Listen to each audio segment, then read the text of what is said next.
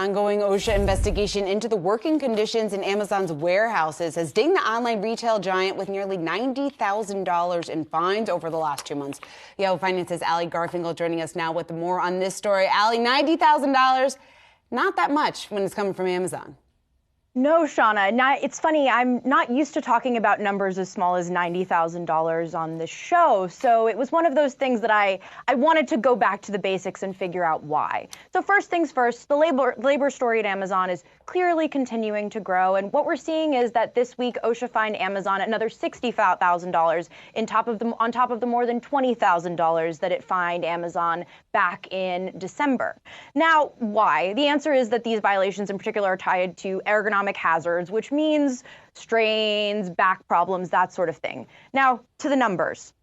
These numbers seem underwhelming compared to Amazon. And what you're seeing here is that $60,000 from this month compared to Amazon Q3 2022 revenue and Amazon 2021 revenue. Shauna, we had a problem when we were making this graph because you literally could not see the 60K.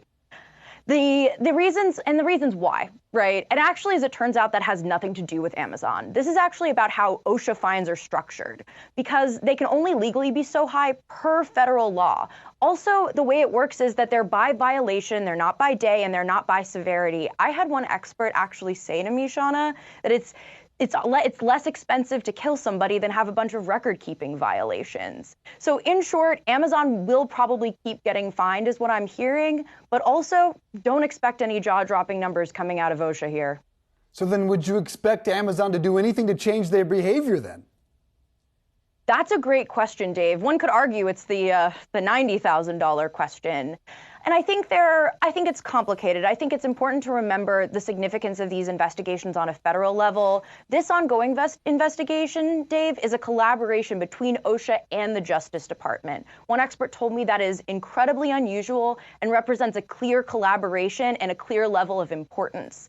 So though these fees may not amount to much for Amazon, it's pretty clear the federal government is paying attention and they can create a nuisance and ultimately perhaps public pressure. So bottom line, the Department of Labor has Amazon pretty squarely in its sights, and it's going to keep shooting.